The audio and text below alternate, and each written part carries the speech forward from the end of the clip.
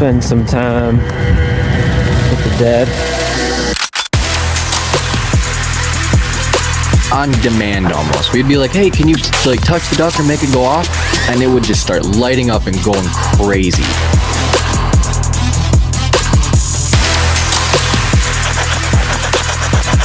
Why should we be afraid of you?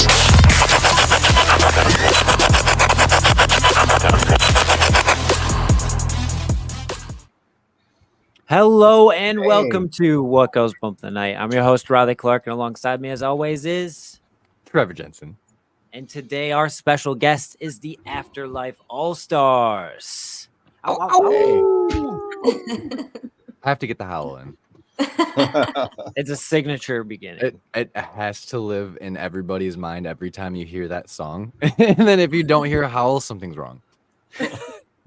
So thank you for having us. Thank you guys for being. I was literally about to say thank you all for being here. I know it's hard to always coordinate schedules, so it's like the fact that we got all three of you here tonight. I'm so glad, and I'm super excited to hear about everything. But before we dive into all of the goodness that's paranormal and like all your guys' backgrounds and stuff, I have two things. One is the bumpies, and Riley, I'll let you take over and then talk about the bumpies. But the other thing I want to talk about is, have you ever been woken up in the middle of the night with a calf cramp where you decide I might have to call the ambulance tonight? My wife has. Yeah, it was bad last night. That's all I gotta say. It's fucking. We keep one of those rollers by the bed. Yep, I think I stood there from 3:30 till 4:45 massaging my calf. It was great. Oh yeah, it's like You gotta hydrate more at hockey. That's what I'm gonna say. I really should. But yes, the bumpies, May 22nd. It'll be our 200th episode celebration of the bumpies. If you haven't yet, make sure you go to our Instagram page. You'll see a post that says Night Crew Bumpies. Comment down below bumpies, and you enter to win a very own Bumpy Award, like this one. Cool. For yourself, as well as some other goodies like our custom card game that is based off of the entire lore. This is an example of the first prototype. Now the second prototype is complete, and that is what you'll be getting in this package, as long as other goodies and whatnot. So make sure you go do that so you have a chance to win. Go vote on all the other Bumpy Awards that are live still, so that your favorite episode or your favorite location or whatever it may be wins a Bumpy. All that rigmarole. That's what I have to say about that. Yeah. May 22nd. All right, fuck it. Let's move on from there. So we always love to start at top, like right away where it's like, where are you guys from? Where did you get your starts? Like we could start there and then we can start our tangent train. So anybody want to go first in particular? Tim, why don't you go first? Oh, okay. So the group's based in Pembroke Pines, Florida, South Florida. We're also Gina's from Palm Beach, and so's Sasha. So we're like Broward, Palm Beach, and Dade County, the top three counties in the bottom. Heck yeah. I've been doing this like 20, 25 years. I never had like grandma at my bed. It was just, I was a medic for so many years that I saw so much death that I started thinking there had to be something more than plunking someone in the ground. Definitely. So when I just opened myself up to the possibility of finding out something about it, and then got my hair tugged one night, heard my name a few times in the morgue, things like that. Yep. And I went from saying, "Are they here?" to "Why are they here?" Yeah, and how? Yeah, and when I started, there was like, I think we had an elf meter. That was the fanciest thing we had. I don't even know if I know what that is at this point. Yeah, it's like we had it was an EMF meter. It had a little red light that would blink at the top. Yeah, and that was it. And we used compasses, baby powder, film camera. Did the baby powder ever work for you? Sometimes, I mean, every now and then we would see disturbances, but we still try to run an experiment on that to try to go old school with experiment with that. So 20, 25 years. And I met these wonderful people, which is cool as hell. Yeah, we have a good time doing this. Hell yeah, community is the best. Yeah, they're like, and Gina and Sasha and the team are just incredible. They're very committed to helping people and looking for answers. Oh, cool. Thanks, man. Awesome. All right, Gina. I say we just go. Yeah, let's just keep the circle flowing. So my name is Gina, and I have been involved with paranormal. I would say I moved into a haunted house when I was in middle school, and my family moved from New York to Florida, and the house, even though it wasn't that old, was pretty active. And we knew of one spirit that was possibly an elderly person that maybe the previous family had been taking care of, like a father-in-law, mother-in-law, something like that. Yeah, definitely. And then there are some other spirits in the house too that we think are spirits that used to work on the farms in the area, because before there were developments, they were these big horse farms and things like that. So, who knows where exactly they came from, but they're there. And I had a couple of experiences that I couldn't explain. And then later on, when I went off to college, I had a pretty crazy experience in Key West. I took a ghost tour and I experienced some really interesting temperature anomalies, and I saw some crazy images in some film that I developed. And I just kind of wanted to do more and more of that, kind of ghost tours and discovering spooky places. And then I eventually got some ghost hunting equipment and I started going on my own. And then I met these folks, and now we're a really great team together, and we investigate all around South Florida. And it is just a lot of fun. We help people, and we also have fun trying to just capture evidence, come up with experiments, and just, push the paranormal. Definitely. How did you guys meet? Like, is this like you guys just like connected, say like on like group chats or something, or did you guys like run into each other on investigations where it's like, are you doing what I think you're doing? Well, Tim used to have Tim was on another team, and I went to some of their events, and that's how I met Tim. And then Sasha kind of met us through the same kind of thing, just different paranormal events that we host, and we just vibed. Yeah, definitely. Cool. All right, Then Sasha. me. Let's go. Let's see what do you got for us? So I grew up in the Midwest more, so like Ohio and Iowa, where I didn't. Midwest. Yeah. I didn't start my ghost hunting there. It was probably more closer to 7 years, because I've been here in Florida for about 2 years now, and I was in Seattle, Washington for the last 5. Oh, hell and yeah. Seattle has some pretty interesting history, especially dark history, if you don't know. Yeah, the forest up there, it's like, hey, you want to get spooked out, go there at night. Yes. You definitely will, because there's bears. Yeah. Apparently there's bears here in Florida too, and I didn't know. I was like, I was getting away from them. But yeah, so I started with like this hospital. It's called St. Ignatius Hospital, and it's 100 years old, probably more now. Yes, and it's like 5 hours away from Seattle. And that was the first time I really went on a real ghost hunting. Like I went to haunted houses and things like that. And I love horror movies. That one's legitimate. But that one, yes. And like you can see the asbestos everywhere. Like, is that a dust or is that an orb? I don't know. I can't tell. And the basement was the creepiest part. And these two people I was with, they were like kind of like non-believers, but one of them was a kind of believer. And the one that was like really non-believer was like, I don't believe any of this stuff. Like, it's all bull. And I was just like, okay, so let's stay in the basement. Like, we're getting a lot of action down here from this flashlight. That's all we had really to like work with, was a flashlight and a recorder.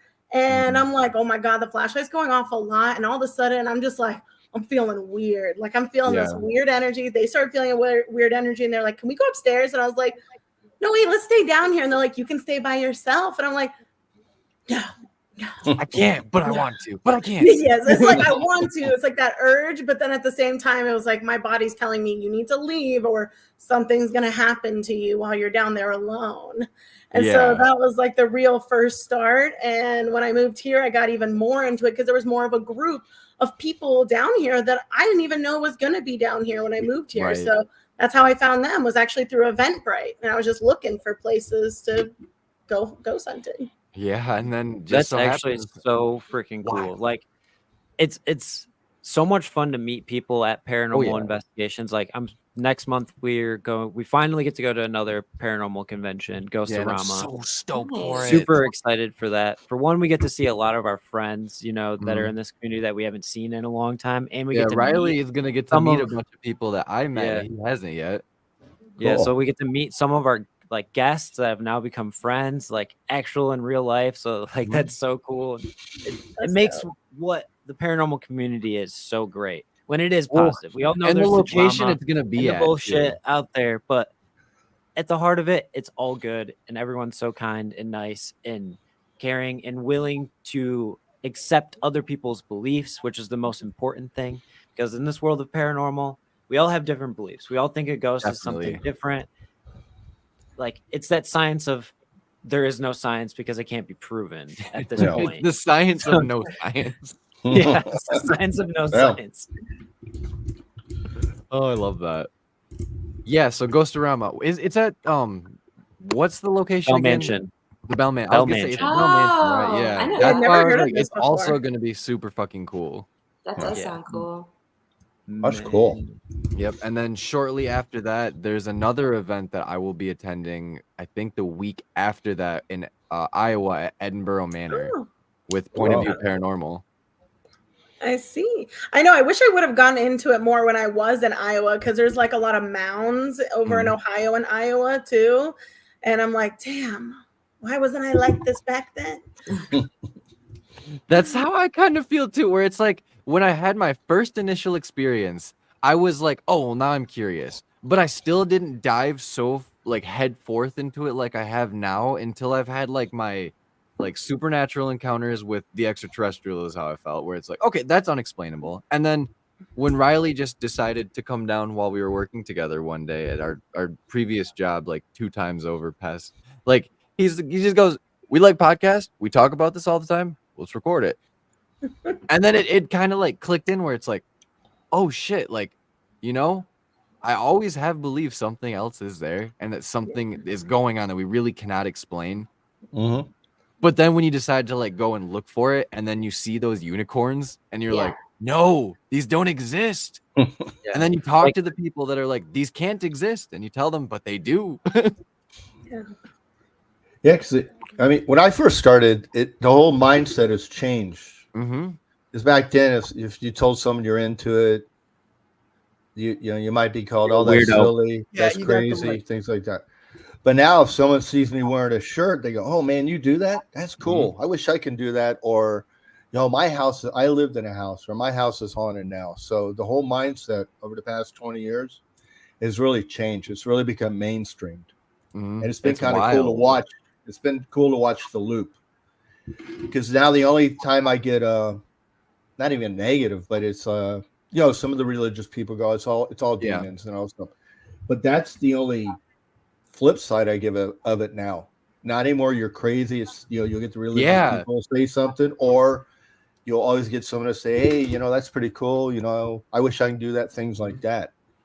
But it's been cool to watch the roller coaster for 20 years. Yeah, I actually feel like I haven't noticed it either, where I have not been persecuted a single time. And at the beginning, I think there was a few comments like, I can't believe you believe in that stuff. Or like, your brain is broken for believing that. And it's like, oh, well, all right, just you have an opinion, I have mine. Like, cool, whatever. Don't be an asshole about it. But yeah, but I mean, it's just totally changed. It's, you know, like when I always tell people, wear your shirts around. Yeah, because someone will proudly. walk up to you. Yeah, or you know, we have bumper stickers on our cars. I get approached at a store all the time. You do this? I go, yeah, man. Yeah. Oh, that's cool. I consistently hand out business cards while I'm like checking out in line at grocery stores and shit, because I'll have a bunch of them in my wallet and I'll be like, you guys like Ghost? Here, check out our podcast. I think you'll like this. Yeah, that's cool. It's really changed though over the past 20 years. It's come a long way around. Well, I feel like everybody has a story too. Like 90% of the people that I have like run into or talked to about this stuff, they're like, oh, I've had my own experiences, and they're all unique and crazy in their own rights. Yeah. Or they know someone close to them that's had an experience that they've been. Yeah, it's kind of cool. Because I mean, sometimes you look in their eyes and you're like, you might be the first person they felt comfortable even exposing that to. Definitely. You're like, oh my God, you do that? Let me tell you a story. Because they never said it, but I can't tell anybody else this, but I can tell you this. Heck so it's kind of cool. Okay, so let's segue from that a little bit. Let's go back around the horn And what would be your guys' most crazy paranormal experience that you've had happen over the years? I know that's probably a really heavy question. Where it's that's very broad. For a second, it's very broad. You could like in realistic, like for me and Riley, like it's either our paranormal activity or not paranormal, our poltergeist activity at the Asher Walton house was nuts. Getting that on camera is like it was insane, and the tattoo shop with the shirt being pulled off of him. Like those are the two that stand out in my mind the hardest because it was physically happening in real time, and we all noticed it, and it was like something was manipulating the object or space that it should not have been. So that's what I mean in that question. Yeah, no, that's that cool. form of it. Go ahead, Gina. So I think for me, I've had some really profound experiences where I felt deep connections and intelligent spirits, but I think the most profound was a particular investigation that we did. Tim was with me. There were some other investigators with me at one of it's a regular property that we host events at, and we also do team activities, and we get to kind of go some for, just for fun. And on this particular evening, I mean, we've been there dozens and dozens of times. And on this particular evening, I arrived and the group that we were with kind of split up. It was the guys went to one building and the girls went to the other. And the caretaker, his name is Dan. Dan opened up one of the houses for us, the females. And he had mentioned to me as we were walking into the house, just kind of reminded us, he said, listen, there's a little latch lock on the inside of the door. Just do me a favor and just lock that because I can't lock I have the key and it's a deadbolt and I have to go unlock all the other buildings and, for the other guys. So just for your safety while you're in the house, just use this little latch lock. So definitely. The girls and I, went inside and we started investigating, and one of the girls was complaining she didn't feel well. So we went back into the main room. We were sitting down in a place where she could relax, and she was kind of having waves of feeling nauseous, and she felt that maybe something in the house was affecting her. So she said, hey, I'm going to go stand outside and get some air. And we all kind of decided at that point, we were going to move on to the next building. So we were going to pack up. So I asked her to stand outside so we could see her because this area, we're kind of in a downtown zone, and, who knows who could walk up. So she goes to the front door and she tries to open it, and she looks over and kind of says, hey, it's locked. And like, what? Yeah, I'm like, no, it's not. You just put the little latch lock, all you have to do is lift it over the little hook. And so another girl gets up and tries to help her, and she looks over at me and says, no, it is locked. So I said, you guys are crazy. It must be stuck. It's not locked. So I get up to open the door, and I can see through the little jam, the door jam, that the deadbolt has been locked. Now, mind you, Tim was there. The gentleman, the caretaker, Dan, Tim and Dan walked away from this property, and that door was not locked. And they walked onto a different area of the property. We were inside. As far as we knew, he didn't come back and lock it, but something locked that door. And that investigator actually landed up getting sick on the floor while we were waiting to get the key. Oh, no. Yeah. And so it's a historic house, and she just kind of like, tried to contain it on the floor.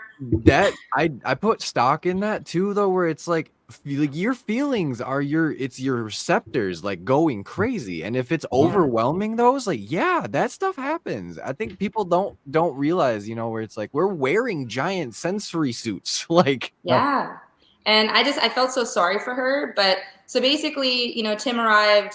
The caretaker came and unlocked us, so we can get out of there. And they hung back.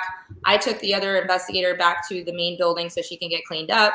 And while they were still cleaning up and, getting all the equipment, they got some intelligent activity. The girl decided to tough it out. We continued the investigation. Bravo. And later on in the evening, we were using a portal box. And I said, did someone purposely lock us in the house? And we got over the portal box very clearly locked. Wow. And I'm not sure, if it was something just trying to mess with us, but as a paranormal investigator, you have to look at every angle, and I cannot debunk that. A deadbolt lock that only can be locked with a key was locked when the person that was holding those keys was not on the location. Yeah, so, like a chunky deadbolt. Like that doesn't. We had a similar experience where we watched the video from the Asher Walton house. Like Riley knows what I'm talking about, where the deadbolt flops. You hear it like like literally physically go pop, and then the door flings open, and it's like, what? That wind doesn't do that. Yeah, because actually, that deadbolt is a key. There's not like an inside latch. Yeah, it doesn't have the. It has a key both ways. So I had a set of keys, and Dan did. We had the only keys on the property, and it was locked. But I gotta compliment them because some of them, a couple of ladies were pretty new to this. That's even more intense. But they handled it like champs. They were outside going, "That was cool, right? Boy, that's exciting." They were like freaking out and saying, "Let's get the hell out of here." They're like, "That was pretty cool, right?" And I walked up and I go, "That's pretty cool." I agree though, where it's like that's how it should be for most part. Where it's like PSA, like this is personal opinion too, where it's like, I don't think there's too much out there that is looking to harm. And if it does look to harm, I don't think it has the capabilities most times to do so. So it's like, take that with a grain of salt when you do go ghost hunting, where it's like, if you do have something like actually like physically harm you, that is seriously 1 in a billion. Yeah, because it was, and I haven't seen someone lose their lunch in a long time. I was kind of excited. I go, "That's pretty cool." Oh, I'm sorry. How you feeling? But they were, "We're good, man. That was exciting." And they handled it like champs. It was kind of cool to watch. It was fun to watch.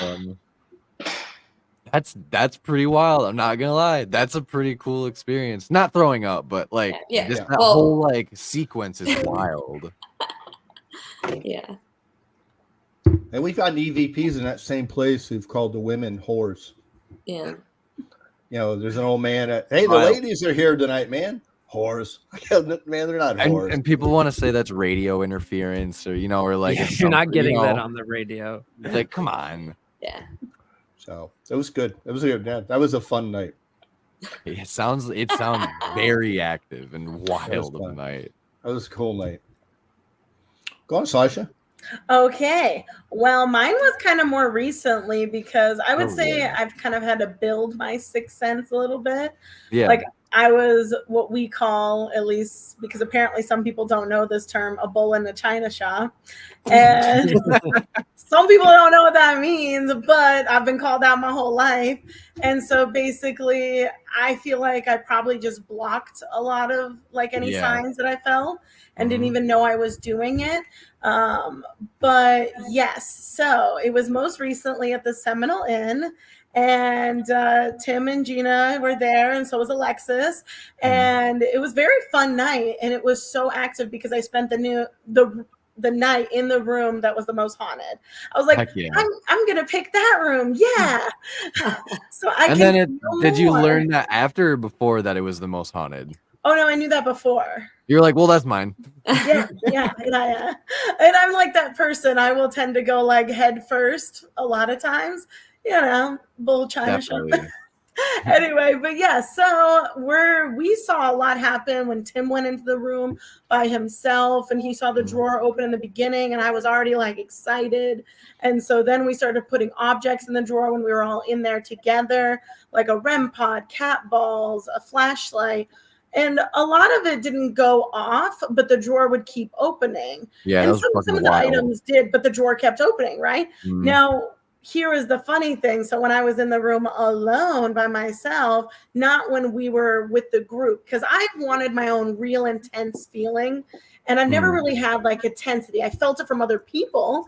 And be like, "Oh, they're feeling something. Ooh, let me get in on this." But you're like, I get the vibe. I'm gonna get the vibe. But I'm like, not really my own tingles, right? Or any signs. And so I'm in this room by myself, and I'll just keep talking if I'm nervous or anything. Me so I'll too. just like keep it going. So I set down a camera for like 18 minutes as I brushed my teeth, took off my makeup, got ready for bed. But before I set up the camera, at first I'm getting like nakedy naked. And so I'm like, okay, everybody in this room, however many spirits are in here, just want you to know we're not judgers, right? Like we accept all bodies. And the REM pod starts going off, as soon as I'm done saying that, as soon as I got naked, and won't really stop. And then I'm like, okay, well, I'm gonna put this clothes on now because you're making me uncomfortable. wall. And I'm getting all these tingles. Like I'm getting goosebumps like 3 times in a row, not stopping. And I'm just like, yeah, when it's like the waving sensation too, where it's like it rushes the and fro. electric spider webs is what yes. I And I had a REM pod sitting on the dresser. So I closed the drawer in the beginning and I waited and it didn't open right away as I was asking questions. The REM pod was going off, but the drawer was not opening yet. And then it opened and I closed it a few times and it kept reopening pretty much right after. And I was like, okay, I'm going to brush my teeth. But I'm just going to text Gina and be like, hey, girl.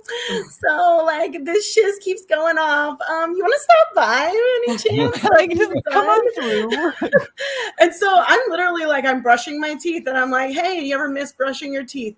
It goes off. The REM pod goes off. And pretty much as soon as I'm done asking a question, then I go, oh, hey, I know I don't like need much makeup, so I'm going to wash my face now. But REM pod goes off. Oh, why, thank you. I know I don't need any makeup. You're right. And just like every time it went off, I got tingles all the way all over my body every time. And I've never gotten that many goosebumps ever. So when Gina comes over, I'm thinking, okay, we'll do like a little session with this drawer because I stopped touching it after a while. And so the REM pod again was going off like 7 times. She gets there, 30, 45 minutes go by, nothing. Yep. Yeah. Nothing. Even the drawer didn't open. And I went and I closed it like this. I was like, close gently. Yep. The spirits do. They key in on certain people. Like sometimes they don't want other people to get the message or talk to or they were specifically messaging for you. Yes, and the weirdest part was not like when she was there and it finally did go off, but the REM pod goes off. We're talking about one specific thing that I went back through all the things we were going through. And of course we're talking about the nudity, and it goes beep, but stops instantly. And she goes, I don't know if we should talk about this. I feel like there's someone over there watching us. And I'm like, why would you say that now? Now I'm going to know he's probably there watching me. And so I'm up until like 5 a.m, but I kept my light on. And all of a sudden, the last thing I heard, and I was just like laying there with my eyes closed, and I just hear just that sound going, just a tapping sound on the wall. And I just go weird. And I just go, okay, so I'm gonna go to bed now. I'll talk to you in the morning, I promise. But I'm just real tired. Can we talk then? And then that stopped.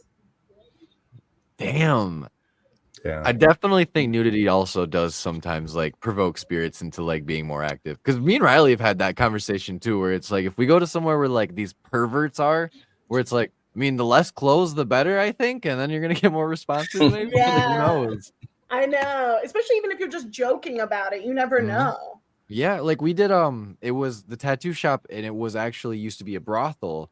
And we were asking questions that were tailored to like, you know, like, what can we get here? Like, what services do you offer? And like, it legitimately said like sex. And then it would say like slut and things like that. And it's like, whoa, like that's not normal radio talk, guys. Yeah.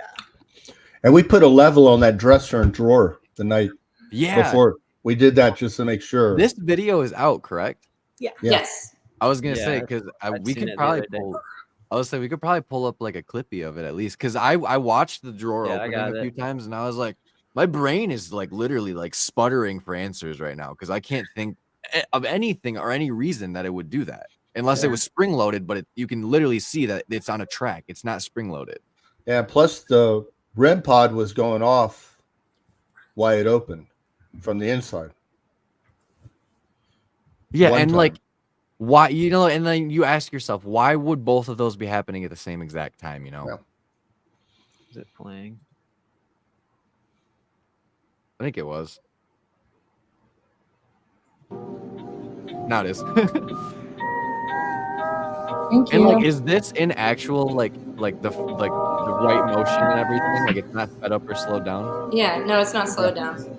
So you like explain to me how the fuck that works, guys.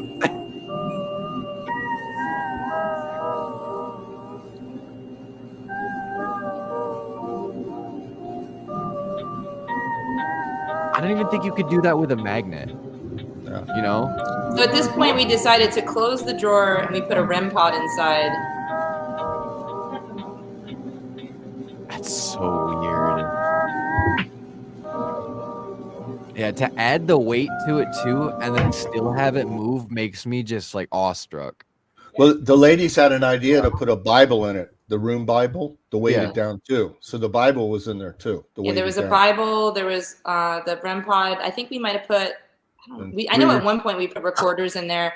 And when we did that, what was interesting was we did not post this because I don't know, we'd really have to mess with the audio. It was very faint, but we put 3 recorders inside the drawer and we all left the room. Yeah. And during this break, about 15 minutes went by. We came back and listened to all the recorders. And on Tim's recorder, we have a very faint whisper that says, "Shh, hi, they're coming back." And then you hear us come into the room and open the drawer and close turn off the recorder. Damn. But it's so faint. So I think in order to get that audio, we would have to probably enhance it a little bit, but it was very interesting to hear those whispers because there was nobody in the room for a solid 15 minutes. Here's an easy way you could do that. Get Audacity. Is it like, does the recorder have like USB capabilities or?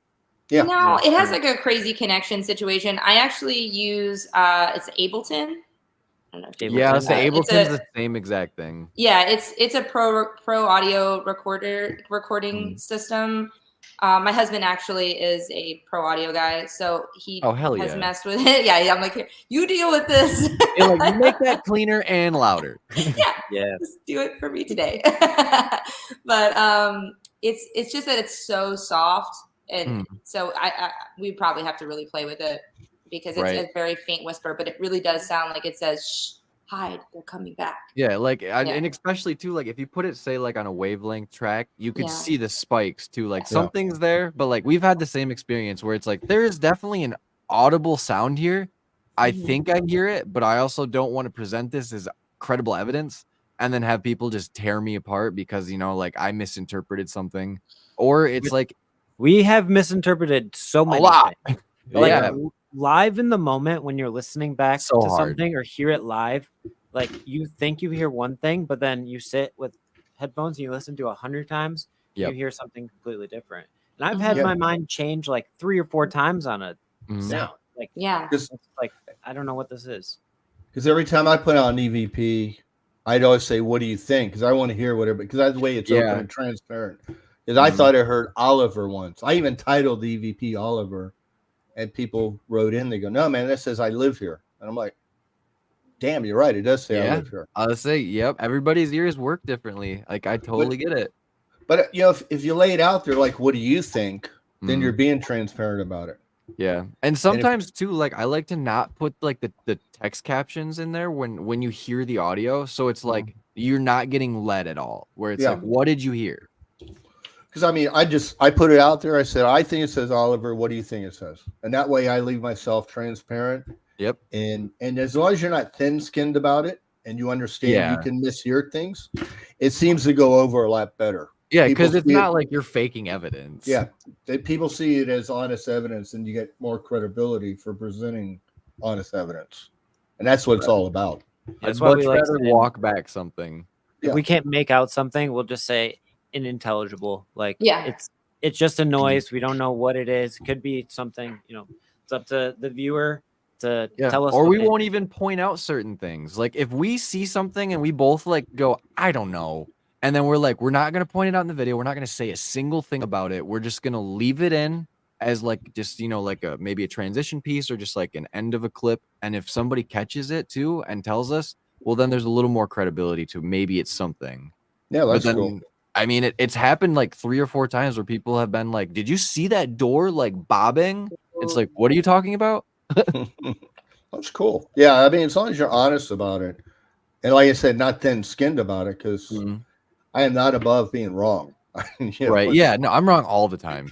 So I'm like, you're right. It does say I live here. So, but that's the way I present evidence. And that's the way I think Gina and Sasha and all the ladies, they want honest evidence too. So we have so much stuff now. You don't have to make stuff up. It's like that, exactly that. Thank you for saying it, because it always needs to be said where there is so much paranormal activity happening in this fucking earth all the time. anywhere at once, no matter how it happens, why it's happening, or any of the ins and outs, something's happening. And we're witnessing these things. And it's like, but I always tell people, you're not going to, even when clients call, there's no guarantee we're going to catch anything. Yep. But in that way, it takes the elephant out of the room, and you might not catch nothing. But when you do catch something, that makes you want to go back for more. Definitely. Watching hours of video. That's the part that sucks. It's like keep your hopes high, but your expectations low. Yeah. But when you do catch it, you're like, that's what keeps you coming back. You're like, oh, okay, I got to go back to that place because now we got something to build on. Mm-hmm. But it's cool, Yeah, we're like that. The Seminole was pretty cool. That was a good place. That was a good hotel to do. So, how many investigations do you guys think you've been on together then? We do maybe like 2 or 3 a month. Yeah. So I don't know. Tim, what do you think? Maybe around 15 or 20. Yeah, because we kind of became official in January, but we were investigating before we became official. So yeah, maybe 15 or 20. Yeah. Solid. But I mean, together, the team probably is, 30, 35 years investigating. Yeah. Everybody together. Yeah. So, but, and it's fun because people will, like Gina, and they always bring in new stuff. Because I buy a lot of toys, right? And Gina buys a lot of toys. I have a lot of gear. It's ridiculous. He has more gear than anyone I know. Oh, yeah, I have like 25 K meters to loan out at events and stuff like that. Yeah, that's quite a few. Or 8 or 9 REM pods, bunch of millimeters. Yeah, I think we have strayed away from the K2. We definitely have. We find it it's a really good beginner tool. Like if it's your first time or first few times investigating, you don't have anything else. It's a cheap tool. You can get responses on it, but we just find it too inconsistent. Yeah, I mean, we use it mostly for like events. We'll loan out to people. Exactly. But at our events, I mean, we loan out. I've loaned a guy in Ovilus to play with at an event. Yeah. I've hey, can I borrow that? I go, yeah, go on. I've never lost a piece of equipment. But yeah, but it's kind of fun to watch all the new equipment come in. Gina will go, I saw this. Let's get it, and she'll get it, and I'll get it. And we have all this new crazy stuff that we got all the time that people. Some people haven't seen some of stuff. What's that new millimeter thing that will like differentiate between like electromagnetic stuff and then like the other like REM pod, or not REM pod fields, but other electromagnetic fields? Like we literally talked about it like 2 episodes ago because it was like that fancy new toy that everybody was saying we need to get it. I'm not sure what you're talking about, but it's got like interested. an LCD screen that like how like the K2 will just show you the blips, but like it's more like it's way more than that because now you'll get the baseline readout of like the just the ambient reading and then the like the spikes and stuff on top of it. But I forgot exactly what it looks for. That like it like takes the K2 and makes it like almost like bulletproof, where it's like. Mm-hmm. K2 can just be wonky, and then this Spirit Walk showed it to us. I know what you're talking about. I totally forget what it's called though. Me too. If you remember, definitely let us know. But I'm curious to try new things, and Tim is always collecting. Yeah, and they did say it's not terribly expensive in retrospect to for a high-end piece of equipment. And if the chat remembers the device that Spirit Walk is it the Tri-Field? Brought on? No, it's not the Tri-Field. It's new. It's like this new company. No, just go to the Spirit Walk video and you have to scrub through when they show us. Because they're the ones who showed it to us. Yeah. I will look for it really quick because I'll find it. Yeah, and like when it comes to equipment, we have a lot of fancy stuff, but we also really do enjoy, just the simple, the motion sensor cat balls that light up. Flashlights. We get a ton of evidence with flashlights, very intelligent responses to questions. I'm one of those people. I have both, the contrast of really high-end gear, but I love the cheap stuff too. I think that, having a a laser pointer that can create a laser field, and if you see a shadow walk through it, that's tangible, awesome evidence if you capture that, and doesn't have to be expensive. Yeah, so definitely. I just love that anybody at this point can go ghost hunting, and for like $20 you can buy these things on Amazon and just, either experiment in your home, or if there's a place that you want to explore, you can use these tools and it doesn't have to break the bank. Yeah, exactly. Because I always, my big saying is don't mortgage the house. Yeah. I mean, with the prices these things are nowadays too, they're only going up. And then I'll give advice on what to start with for, like, a K-meter, digital audio, stuff like just cheap stuff that people can get started with. Yeah, but honestly, even just the phones too. Yeah, well, I'm glad you say that, because there's a specific phone app that I would say is probably the most reputable, and the creator is in the chat right now. So Spotted Ghost made Spirit Talker, and I will live and die by that, because we have consistently used it as a tool on every investigation we've gone on. It's very, very accessible, like price point wise. I think it's like $3, and it does everything that any one of your Ovuluses or like any type of device that would do that, but at a higher level, if you ask me, because our phones are $1,000 like computing devices with extremely high end like gyroscopes and other sensors. So he's using that software that he's created to use those sensors to basically run an Ovulus with the sensors on your phone. And we've had it literally saying like names that there's no reason it should say. Like, we had Ludwig come through once, and the name of the place that we were at was the Vollmer family farm, and the main guy that started the farm, his name was Ludwig Vollmer. Wow. So, like, it's correlations like that. And then also another correlation I can make too is we've been getting the same name over and over again, and it's Mildred. Very old-timey name. That's also not a common name. Not at all. We get it every single investigation, at least for the past 3 we have, but me and Riley have gotten it more frequently. Well, we were at our Indian burial ground video, and we were in Custer Riverside Cemetery in Ludington, which is Native American land. But also, the cemetery is like, it's older and it's newer on a different side, but we were in the older side. And I'm pretty sure, like, without doing a ton of research, we had figured out that it most likely was a lot of children had either contracted some type of typhoid fever hit the area really, really hard and took out a lot of there was a ton. There was a ton of what do you call it?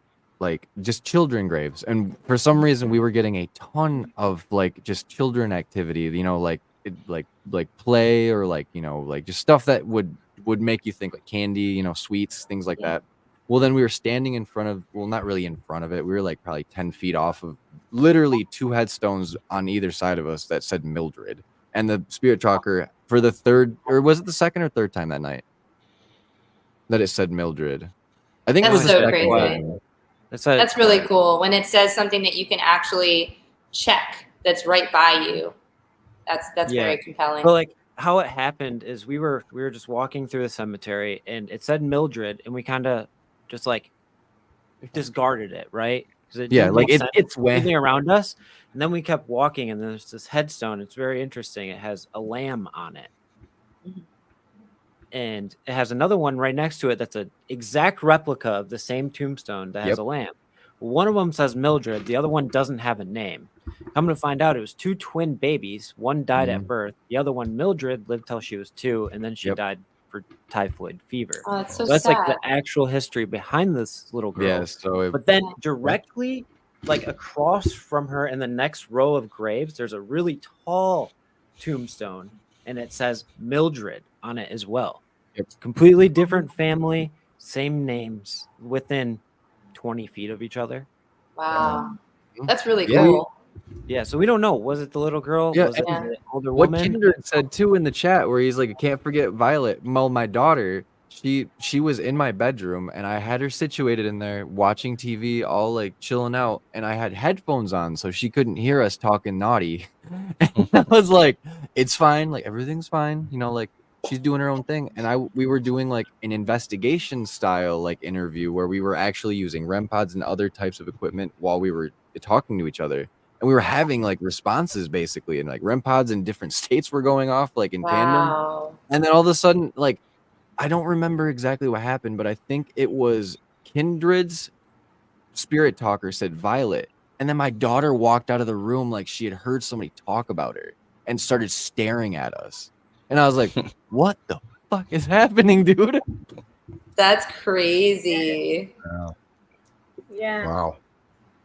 Yes, I mean, like, I don't think it's that out of the realm of possibilities that, you know, like these phone apps, you know, like can realistically be super great tools. Before I even got into ghost hunting, when I was still living at my parents' house, I think it was like my first year in college, I got an app on my phone that was supposedly doing these things.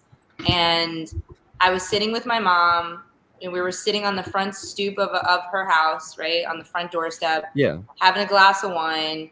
I'm having a cigarette. Me and her are talking, and I put the app on, and it says mother, daughter, stoop.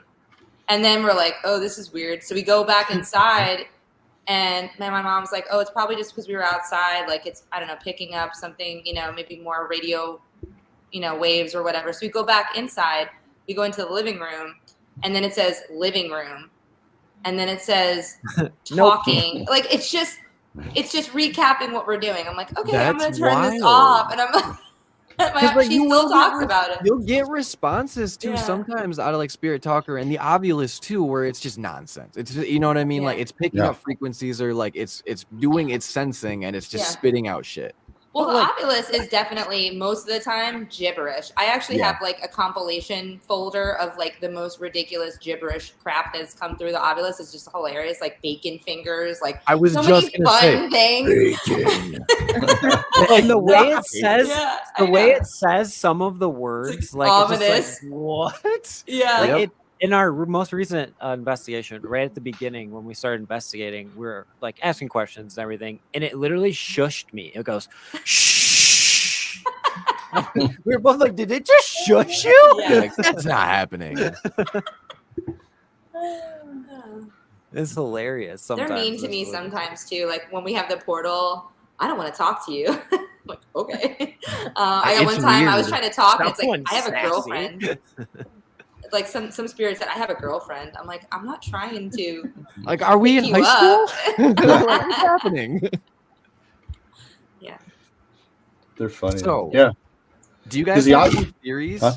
Like, I don't mean to take away from any of like the story time either, but like I have I want to hear some of the theories that you guys have, and especially on like things like, why do you think that we're like, when we get these like experiences or like these like realistic like weird anomalies, like it's mostly old timey stuff, you know? Why don't you think it's like more modern age like haunting stuff? Yeah, I mean, we do a lot of old historic places. But I mean, you know, I've done new houses because people said they have something, but I've never really gotten anything. Like I always tease people. I go, now when you walk in this place, you can't say what's your favorite Nintendo game, because they know what the hell Nintendo is. You know, you can ask something about, you know, did you list what was your favorite car? But it's just gotten to the point where you don't even know if you want to ask new questions. Everything seems to be so old, you know. It's like, it always boggles my mind though, because you know, like you could walk into a house that was occupied over 100 years, you know, multiple generations. So like you would think that we would now move out of like, say, like, you know, like old timey, you know, like 1800s era, and then we would get more into the like the 1900s style of dress, or you know, like how they would address or talk to each other. So I feel like realistically, more times than not, we are getting a lot of responses from like the older generations, you know, like at least in my personal belief, it feels like it. And I don't know why. Because even when they create like databases for ovuluses and stuff, they don't put anything new, new kind of language. Like, you know, it's always the word. I mean, there's a database, there's words built into it, but you won't hear something like a new word, like I don't know, like Gucci. Yeah, like dang it, man. I'm like, oh, what the hell is that? It's always like, and you get a lot of old names and things like that. Yeah. So yeah, I don't think it's that widespread because even some of the developers don't try to put up. I wonder if it's like more of a stigma too nowadays than it is like really like like it's maybe like we just didn't like catch on to the fact that like if somebody's trying to like respond to us and like, with tapping or other ways like that yeah they might have like died say like 2 years ago compared to like the like Edna that we're trying to talk to that was born in like 1605. Yeah. Maybe it's like vampirism, they have to wait so many 100 years to be able to talk to them. But energy based too, sense. Right? Like maybe it's the more horrific ways they died, because think about it, back then you died from much more horrific things and you died so early on that I feel like that feeling of like longing and FOMO in our language. Definitely FOMO. Is I think it's a lot stronger, where I think a lot more people nowadays feel more complete in a sense, right? Like we don't have this like typhoid fever, we don't have yellow fever, we don't have leprosy. The sense of security is there. Yeah. Yes. So I think that's a part of it too. But I do think like there are people from not that long ago, even just only 100 years ago to even 50 years ago. But I think that if they are being able to talk to us, they might get shrouded over by other energies that are just a lot definitely superior. That makes sense too. And like like we don't know how energy transfer works, or even if like say it's not like a consciousness that we're seeing, it's more of an imprint of like energy at some point in your daily routines. This is why I think that we're not talking to more recent spirits. It goes back to like spiritual energy, right? Like back in the early 1800s and even into the early 1900s, the spiritual movement was so much greater than it is today. So more people were opening themselves up to the spiritual world, communicating with the spiritual world. And then between like the early 1900s, like through the Great Depression and all of that, we have war and all these other things that people's focus kind of moved towards. So it kind of got lost, I think, in a sense with some people. We can still talk to people from the 30s and 40s, I'm sure, but I feel like it's more of like what you were saying, Sasha, at that point. It's more of the imprint of energy left behind because of their death, not necessarily their spiritual beliefs. Because, I mean, I had one early death, was like 10 years old, it was a massage place, and the women were getting scratched. That's why we got called in. And when we did the research, it was like a 10-year-old murder when they were building the strip mall to put it in. Yeah. They had to cease construction because they found a toddler and a mom skeleton buried. And the murder was like 10 years ago. That's the earliest I've ever had that's something you can correlate to the history of, because we fear maybe it's the mom who's jealous she's dead and these women are in there and they were getting scratched and stuff.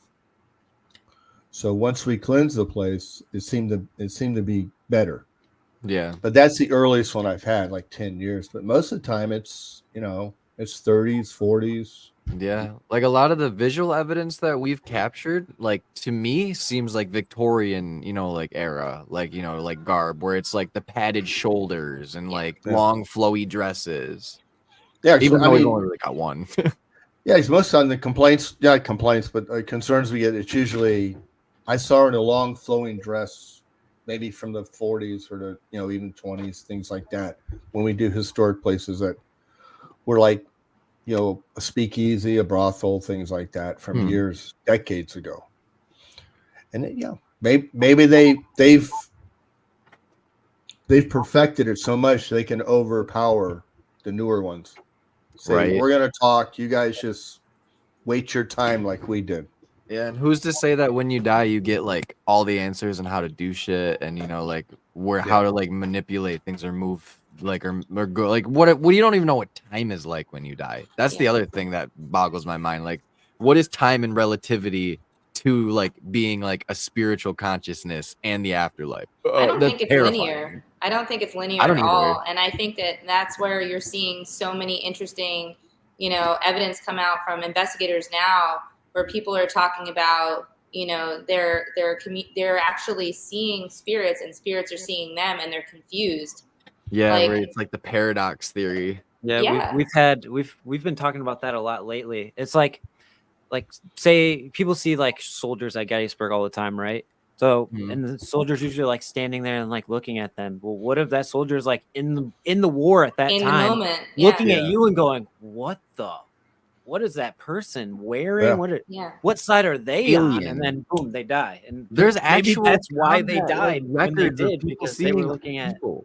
I don't know. It's weird. Like Vietnam is a crazy one, because like if you look at some of the stories that come out of Vietnam, like some of like the American troops say like they were seeing like these wild things in the woods, and like maybe like when you see something that like maybe they weren't seeing monsters, maybe they were seeing like literally like futuristic people, and your brain just goes your brain cannot give you the mental scaffolding to understand what you're looking at. So if you don't have an idea of what you're looking at, your brain is going to give you a solution. And I think that, not to get into like too much crazy conspiracy theories, but I think that when there's smoke, there's fire. When you have people all around the world that see things like Bigfoot and Sasquatch and all that other stuff, I don't think that everyone is crazy. I think that people are seeing something. We're capturing these things on video now. Like if you see the show Paranormal Caught on Camera, one of my favorites. I love that show. Shout out Susan Slaughter if you're listening. And let's come on the show too if you can. But everyone has a camera in their pocket. There's ring cameras, there's dash cams, and you're seeing these things. And then there's no skeletal remains. There's no hard evidence for us people that want to chew on the evidence. Like, where are we finding this? We can't find it. So I really do believe that in the parallel universe situation, our universe is kind of running alongside maybe one or more. And sometimes the thinning of the veil, if you will, whether it's spirits or whether it's these cryptids or whether it's other beings, can come in and out if there's a little area that's weak. And that's where we can see these anomalies, and we don't have hard evidence as to where they're going. And I think that there's so much we're going to learn in our lifetime. I don't know, maybe not, but I'm hopeful, because there are scientists that are looking at these things. There are scientists that are looking at time and space, and they're questioning these things. So maybe we're not the whack jobs everyone thought we were. We're experiencing it, and we're documenting off that. I do too. And Sasquatch is an alien. Just a couple weeks ago, we had those dweebs on, and we were told this story about how there was a study of people while they were sleeping, and one of the participants actually had a heart attack during the study of they're like studying the REM cycle, brain activity while you're sleeping. Actually died during the study, and when he would have been clinically dead, there was brain activity after his death. Which doesn't make sense, because like your brain activity should cease when your bodily function turn off, because that's the hub. To me, that makes me think that once we get to that point, like something does happen. I don't know what it is. I don't know if it's just like a chemical reaction that happens, and then that turns into, because chemical reactions create energy. So, and then that goes somewhere. I don't know like what it does after that, but I'll piggyback into this next story because it makes you kind of think about the two things. It's kind of morbid and unfortunate, but my sister is on vacation in Key West. Oh, I know this story very well. Had rented a Airbnb. It was like on a canal, right? Like a lot of the houses down there are.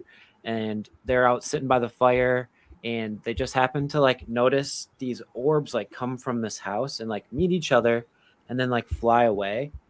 And probably an hour or so later, like cops showed up to the house and started searching the dock area, like in the water. The neighbor across the street in the darkness had fallen in the water and drowned. Oh my they had God. No idea. no idea that this happened.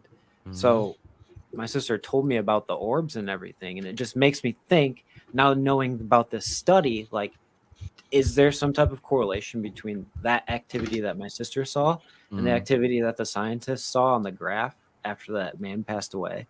Yeah, because that's like, that was actual like credible like data. Like they witnessed that.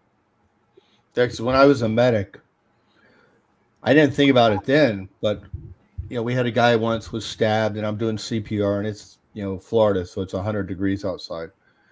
And you do the cycle, I'm doing the chest compressions, and I go, okay, does he have a pulse?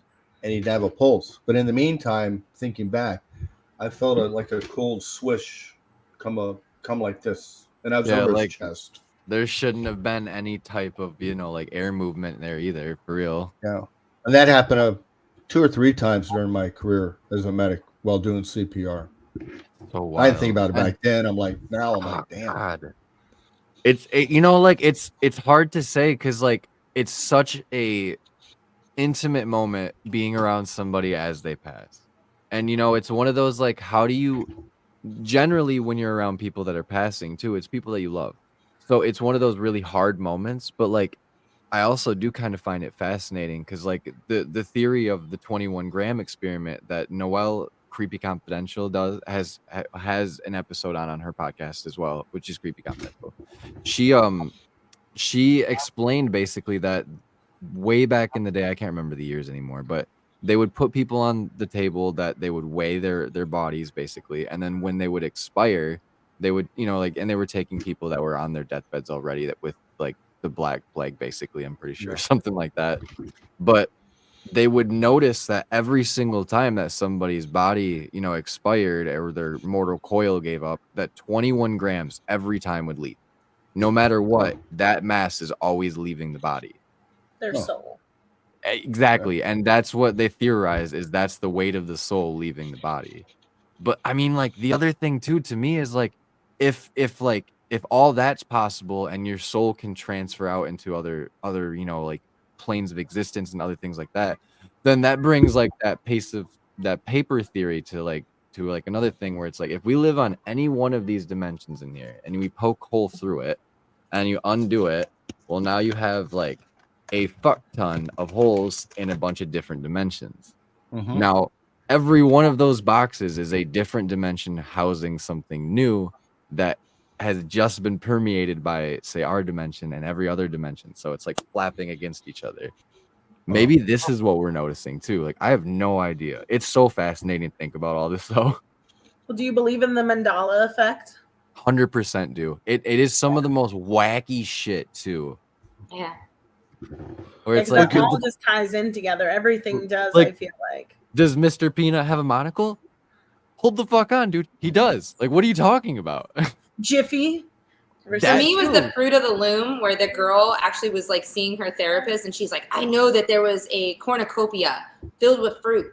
And then she contacted the company, and they're like, no, we never had that. There was never a logo. And then she found it. She found it. Yeah, so and explain to me how that's in the ether. How? Look it up. The Fruit of the Loom. It's not even logo. like that's not even the only thing too. Because it's also like there's a movie that Sinbad was in. Shazam. And I've seen Shazam. And I've seen like, it. that has never been made. And I was like, no, dude, I watched that movie. I feel like that I went movie with was my definitely brother real. in New Jersey. Like I could like picture the day. Yeah, so it's guess we're all stuff crazy. like that. Or like Deja Vu. What do you guys think Deja Vu is? I have some theories on that, but I don't know. Yeah, I'm a crackpot. You don't want to listen to my crazy theories on No, we do. I will sit here and tell you all about Black Book, all about aliens, all about David Grush and all that, and then I will tell you that JFK was shot by his own driver because they gave the worst shot the gun, and then everybody got drunk the night before, and then somebody spooked him, and then he got shot. So it's like, I will sit here and talk conspiracies all day long. Well, I mean, I love doing this. I could do it forever. But so there's two parts of mine, because I experience it a lot, and I have very intense dreams. I've had dreams, and then dreams have come to reality. I don't know. There's something with me with my, unconscious mind. I'm still not figuring out, but I've had deja vu a few times, and I've had it where you're talking to someone and you're like, wow, I've had this conversation. I know this. And I think that could be possibly like you might be remembering a past life. Maybe we've run through our life more than once. Maybe we're running through our life because we made a mistake and we're sent back because we're designed to fix that mistake or that wrong. Like you get a redo when you fucked up, and it's like you get a hard reset from the checkpoint. Maybe you do. I don't know. And then there's also like I've experienced a lot of deja vu in haunted locations where I've never been. So I wonder if in that situation where I'm walking down a hallway I know I've never been down, I'm walking down, a room, I've been in a room I've never been to before, and I feel this sense of familiar, space. Yeah. I wonder if I'm tapping into another spirit's memory in that situation. Probably, yeah. Because it's happened to me, and it's like freaking wild, where I'll be walking, like there's this space, one of the members of our team, Alexis, her job, the downstairs is a bar, the upstairs it's a historic building. The upstairs is basically like storage for the bar and also some other businesses. And they were apartments back in the day. And the first time I ever went to this space, it's, kind of narrow, it's kind of small. I walked down this hallway and I swear on my life I had been there before. And obviously I had not. And just strong feelings of that. And so I almost wonder in those places, like if I'm picking up on another person's memory somehow, if I'm tapping in. So I wonder if could possibly be both streams of that happening, like we're recalling a past life, we're reliving a life. And then in some situations, are we tapping into someone else's consciousness? Right. Yeah, I kind of think it's maybe the flip side. Sasha kind of talked about this at the beginning of the episode of like her empathic, like blocking out the empathic sensibilities that I think every single person on Earth has empathic abilities. It's just built inside of us. It's a muscle you got to train. So like to put that into realization, if you look back into all of the human cultures that have existed before us, all of them believed in spiritual connection. And like I said, like it's just kind of faded away throughout human development because of technology and so many other distractions that we have at our fingertips. Right. So like the spiritual tapping, like when you have those sensations of deja vu, or you get that sensation of like electric cobwebs is what I like to call it, or like a cold spot, like you got to find a way to like tap into that, to let your sensitivities like grow, and you'll find yourself having more paranormal experience. And Sean from the New Reality Paranormal, he's also a psychic medium, and that's like Sean. Yeah, and that's what he kind of relayed to us too when we spoke to him, is like, if you really want to do this and have wild experiences, you have to be willing to open yourself up to it. Yeah, don't call yourself crazy. There's dangers out there too, but no, because I mean, just be aware of it. When I first started doing this, I found, because we didn't have all the electronic crap, we had tape recorders, all that crap. I even do this to this day. The ladies might notice when I'm doing recordings, listening to them, I'm like this, and I have my eyes shut. Yep. Because years ago, I walked into a place and I just said the name Josephine for a question, and I got a response. Because I just let myself go, and something just came into my head and said, "Ask about Josephine." There was no history of this Josephine or nothing. So when I'm listening, record, I'm always trying to, just. I'm not sensitive or nothing like that, but sometimes I just hold myself up, and then I find sometimes it'll just give you an answer or a question to ask, like water, what the hell's water? We're 20 miles from the ocean, but it might, just things like that. So even with all the electronic stuff, your body's your best tool. If you just let yourself go and listen to it, because I've had a few words and names come in that I've asked and gotten responses from. It's wild too, because like sometimes you'll walk into certain locations and you'll feel like your tuning fork is just like just right that night, and it's like I can feel like it feels different, like like there's certain spots too that you might walk into in locations throughout the night, and you just immediately get that sense where it's like something's about to happen, and then something happens, and it's like I don't know if that's a precognizance or if that's like legitimately like everything is like aligning to where it's like your body legit will pick it up, and like you just have to be aware enough to know that it's there. Yeah, just let yourself go, but listen to yourself. Don't be afraid to listen to yourself too. Because I tell people, if you have all this crap that we have laying on the tables, you can still do an investigation. Just your body's your best tool. You can sit in a hotel room and just so much. Yeah. But if you let yourself, but you got to listen. You can't let yourself go and just blow it off. If you don't listen to it, then it's a waste of time. Yeah. Have you tried sensory deprivation techniques, like whether it be like the Estes mess? Where's our hard? Or the gosh, what is it with the goggles? Oh, the Delco. Delco. Thank you. I always forget what it is. Have you tried? We do the Estes method, and also I've dabbled in the Estes with automatic writing. But we all do. We've all done the Estes sessions. Yeah. She's really great at drawing. Yeah, she'll draw some really, like the other night, the cemetery. Those are some creepy faces. Oh yeah, I'll have to show you guys. I haven't really taken any pictures of those yet, but with the Estes method, we all do that, because there are some nights when we'll get really wild responses from one investigator to another. Sasha, we have this really great video of Sasha recently that did an Estes session at the New River Inn. And that session was literally blowing my mind, because we set a flashlight out on the table and her responses were going with the flashlight. Like she would say something, the flashlight would turn on. And then it would correspond perfectly with the question that was being asked. She would say something like, "Welcome, friends," and then the flashlight would go on. And then, "Would you like to speak with us tonight?" Like, and then she would say something like, "Yes, let's talk." Like, it was just so perfect. Yeah, it's too accurate. Yeah. It's too much of a coincidence to be a coincidence. Exactly. We like the rule of three. So if three devices go off at the same time, we kind of chalk it up as something that's a little bit different than the norm. Yeah. Mm-hmm. Yeah, and we've heard things fall in the, in some of the buildings that were at the New River Inn. We've heard things before when we've had nun doll sessions before, and we heard something fall in a back room, and we were all standing right there, and all of a sudden recording, and we all hear this thud. We can't find nothing that dropped that would be that sound. Can't find anything. Searching the rooms. It's so interesting how you can be like that. And, I've noticed a lot of people will start sweating during Estes sessions, because I'm one of those people. Like, every time I go in there, it's just like I feel all the energy, as they say, right? Like crowding around my head almost.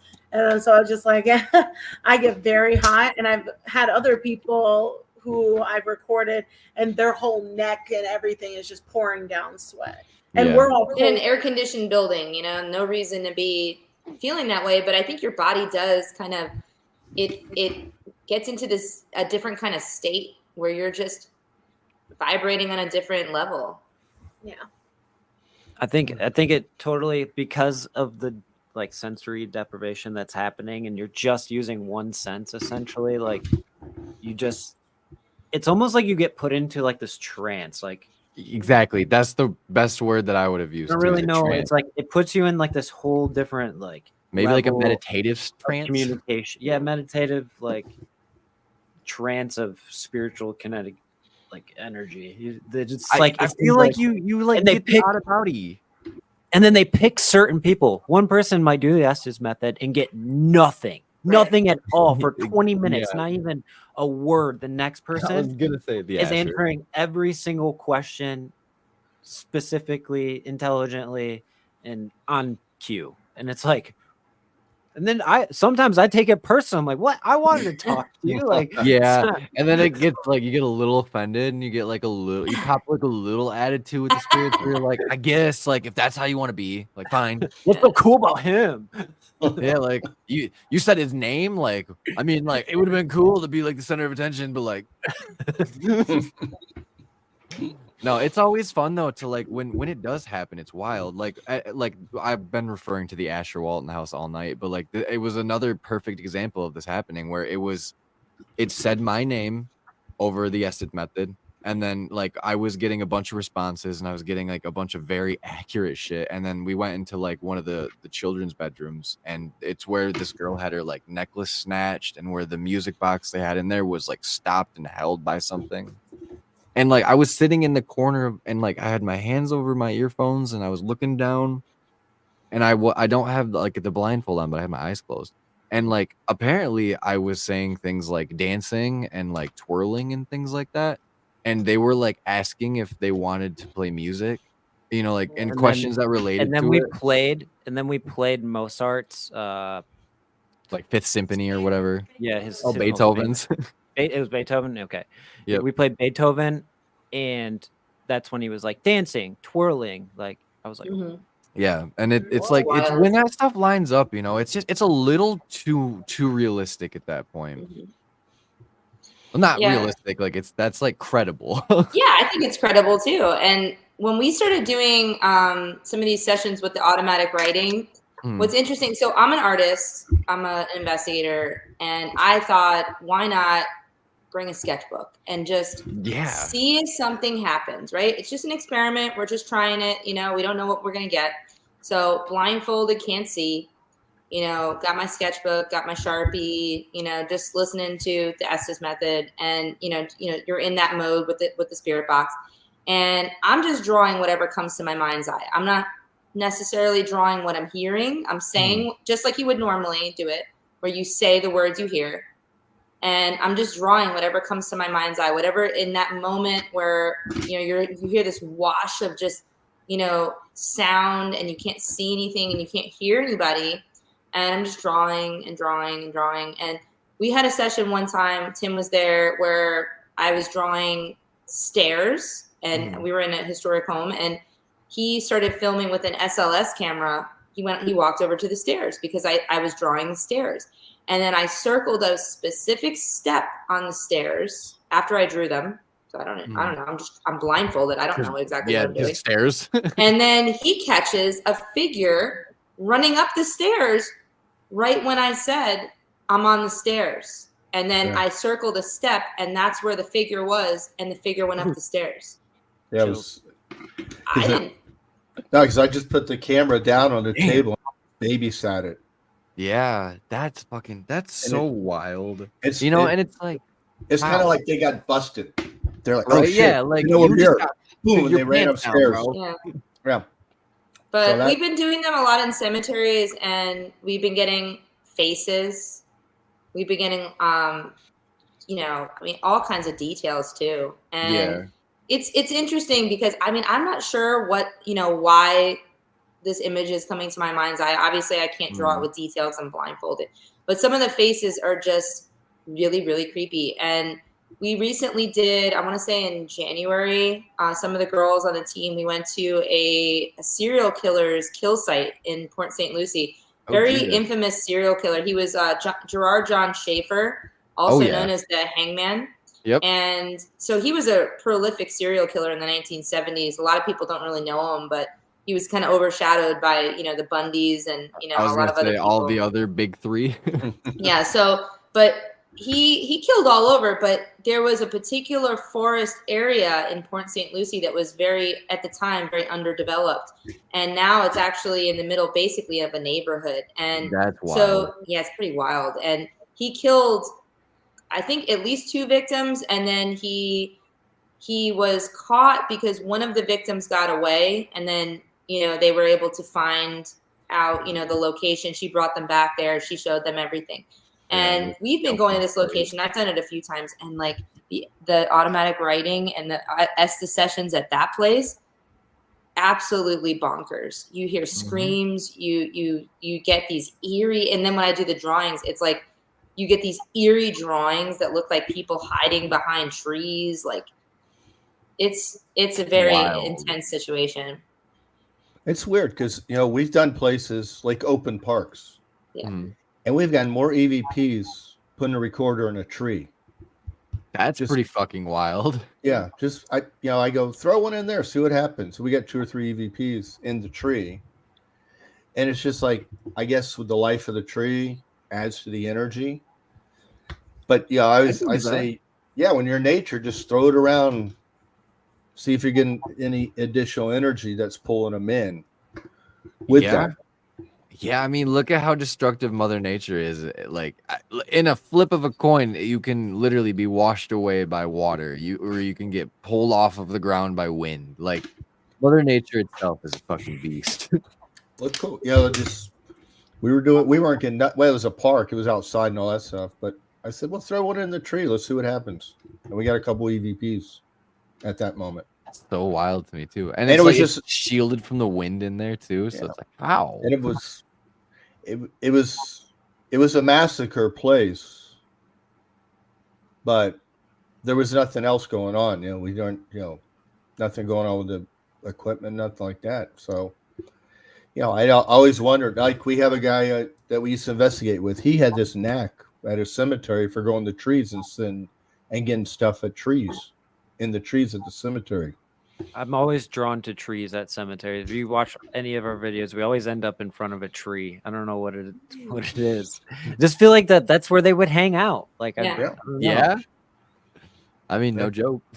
Yeah, because Aaron was really, he's good with shade, that. For real. Or maybe they are the tree, as in the tree pod people. Because we aren't that far off of Ents. Like, Lord of the Rings might have like some grounds in real things. I mean, realistically though, like, how do you guys feel about most cryptids? Like, do you think that a lot of them are? We gotta ask Skunk Ape. Yeah, Skunk Ape is a big one for Florida for sure. Oh, right. I forgot it's called that. It's called. Yeah, it's not the squad down there. Right. I don't know if I believe that one. I got to go to the Everglades to actually believe in it. Oh, Gina. Yeah. I had a weird experience in high school, and shit. I cannot explain it. I don't know if it was a skunk ape. I don't know, but this could potentially be our first skunk ape story. Live and direct. Maybe. I don't know. I don't know if it was, but I mean, it's Florida. This was also, I have to preface this. This was either skunk ape or Florida. Before I graduated, maybe 2002. I'm dating myself. I'm old, everybody. All right. So I think it was 2002. And now if you could picture this, I'm in the car with 2 people, right? We were in like one of those like Ford pickup trucks. So we're all in the front seat, I'm in the middle, and we're driving west. All right. Now, the area that we were driving is not super populated. On the right side of the car is this very long canal system. It's called C14 Canal. It's a canal that goes right out to the Everglades. Okay. There's not a lot out there. And on my left side is kind of like a retirement community. Yeah. And if you go all the way down this, 1-lane road, you're going all the way down, and there's a neighborhood at the very end. And then it's like the highway and the Everglades. Okay. So we're out there. Yeah, boonies. Now, the boonies. So at the time, I want to say it was dusk. It was like the sun was setting, but it wasn't quite down. Mm-hmm. And I had just gone off work. My boyfriend at the time was driving. His friend was in the seat next to us, and we're heading back to his house. And, I just got off work. We're, I don't know if we picked up food, whatever. We're on the way back there, and we're driving. We don't even have any music on. We were just talking. And as we're driving down this road from the canal side, we see what looks like a freaking human run across the road on all fours. What the fuck? Okay. Like, if you imagine if you got down on all fours and ran across the road, I mean, that's an awkward looking thing. It's not a dog. It's not a pony. It's gumpy looking. It looks like a person running on all fours. You can picture that. Like, the back would be arched up a little bit because your legs are a little longer than your arms. They'd be a little gangly. Okay, so we all saw it. The figure ran from the canal side to the neighborhood side just before we hit the end of the road, the dead end. Yeah. I looked at everybody. I didn't say anything right away. I'm like, I don't know. Did I just see that? Am I crazy? And his friend, my boyfriend's friend, just broke the silence, and he said, did you guys just see that? And we were all like, yeah, we did see that. I mean, So I wonder, of course, later, as an adult, my logical mind is like, I wonder if this person was on drugs. Maybe it was a person on drugs. They were like smoking spice. Bath salts. It wasn't bath salts. This was pre-bath salts. This was 2002. So this was not bath salts. Channeling his inner dog man. But the thing is the figure was dark, and now it was also dusk, so I couldn't tell. I really could not tell much about the figure. I couldn't tell you if the person was wearing clothes or if it was dark in color. Because there was clothing or there was fur. I don't really know because the figure was backlit, so you just see the figure run across the road. So I don't know if the person was wearing dark clothes or if it wasn't a person at all, if it had fur, but it was dark, okay, as it ran across the road. So I've always wondered about that, if it was skunk ape, and we were very close to the Everglades, and would make sense. It ran across the road at an alarming speed. And that's the other thing and this was before cell phones. I did not have my own cell phone at the time, 2002. My parents were like, we can't afford to give you a cell phone yet. It's too expensive. I had to buy my own too.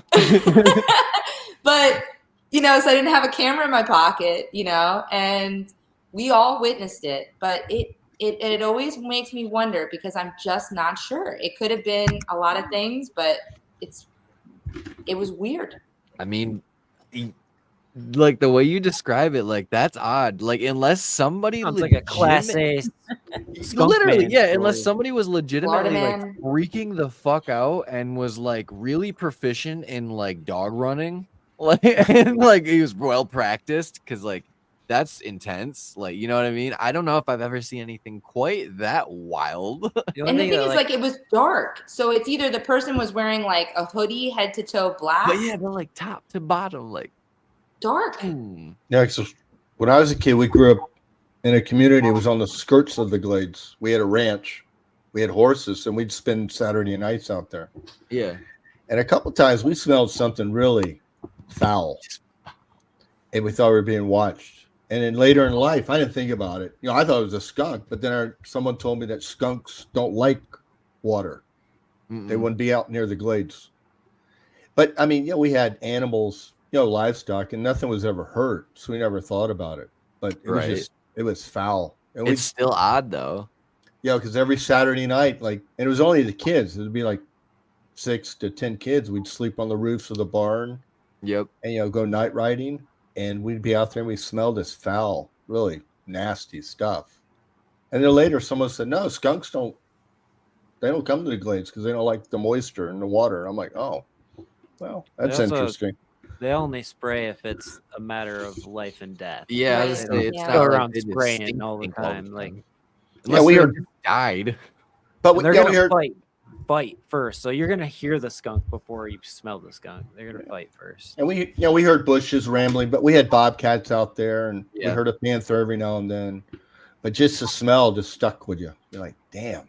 It's like like that's, and like there's something about probably it's more foul than what a skunk odor is, because like my dogs have been sprayed by skunks around here a couple of times, and it's like, fucking damn it. It was but. And when someone told me, I go, wow, that's pretty cool. And I didn't even think about that. That skunks don't even live in the Everglades. Now that we're talking about all this, we're going to have to take a team investigation out to the skunk ape compound. Sasha, I'm going to bring you there. Have to. Me and Riley have to go up to them. There's like a skunk ape place. Like a, I don't know, museum or something. Is it like a preserve? Yeah, it's like like a skunk ape sanctuary, or like I don't know, it's like a place you can visit, and they have like all the research and a guy named Mike Sheely. Mike Sheely runs it. Oh, so you know what I'm talking about. Yeah, Mike Sheely runs it. That's awesome. So, because we had back when I was little, if you can get wood out to the glades, you could build a camp. So hell yeah.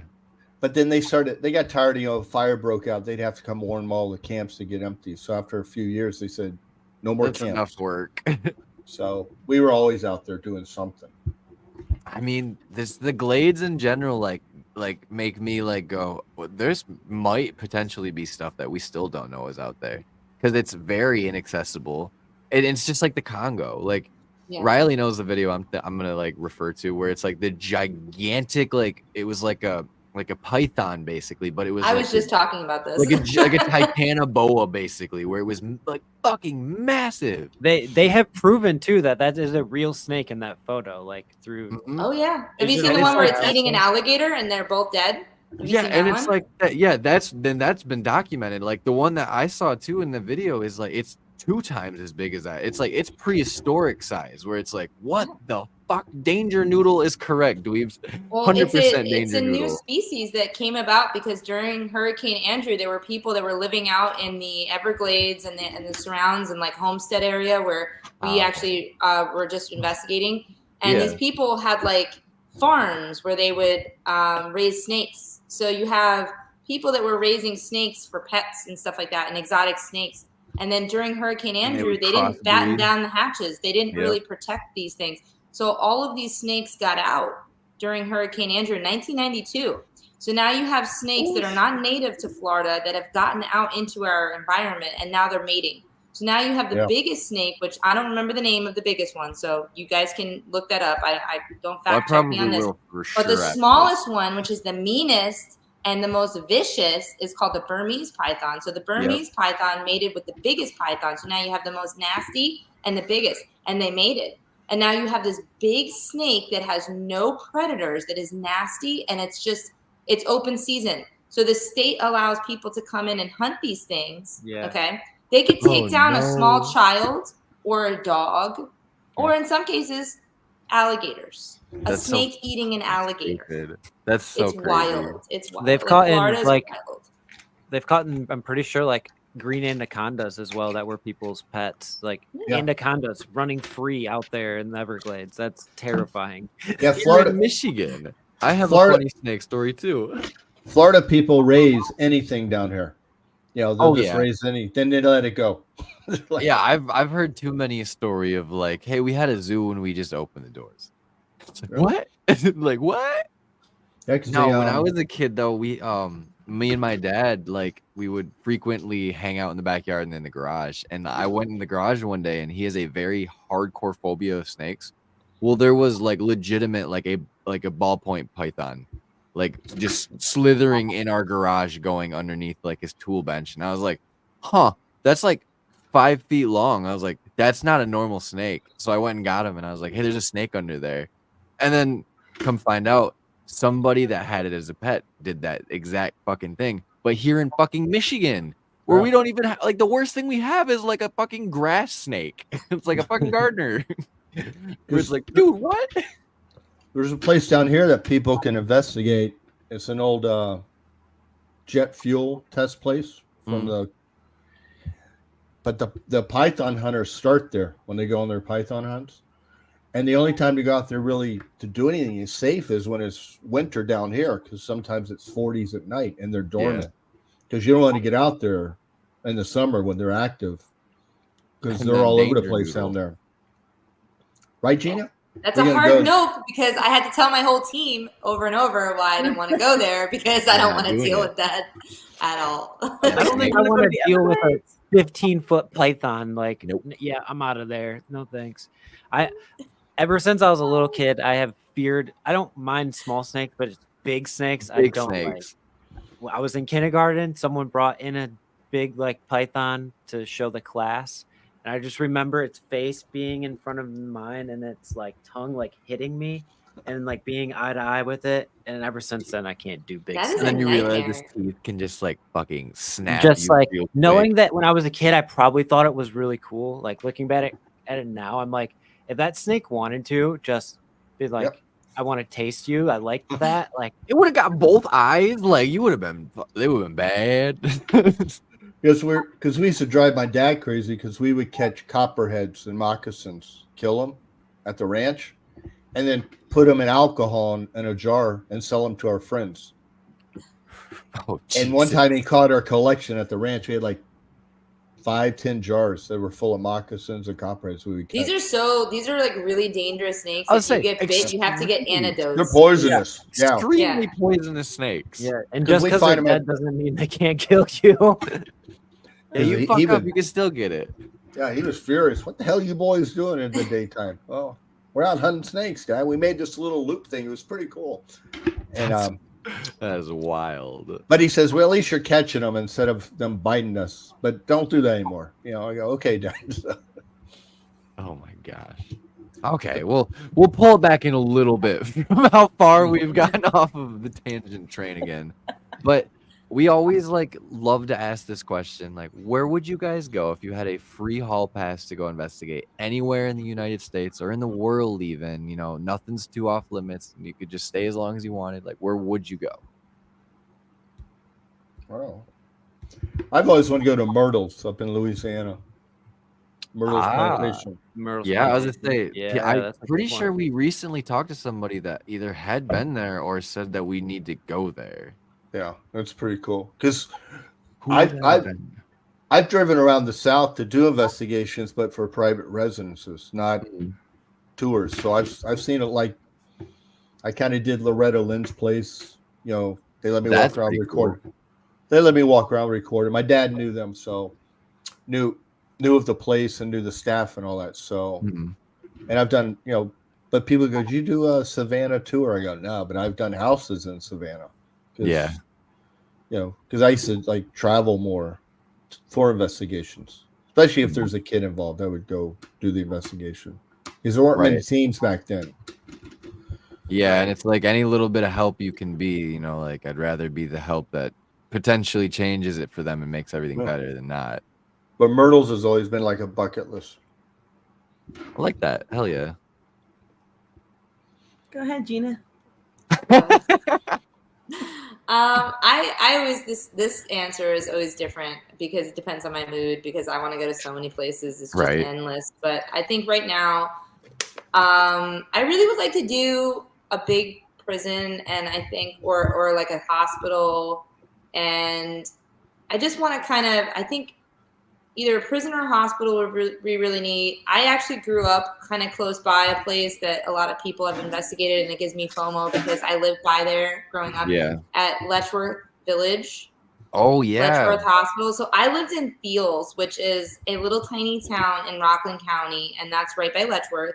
And when I was a kid going to elementary school, all the kids would say, "Oh, you have to be good or you're going to end up at Letchworth." You know what I mean? You're going to end up at the crazy bin. And now it's abandoned and people explore and they do all kinds of investigations. And I think that that's one place I would really like to go.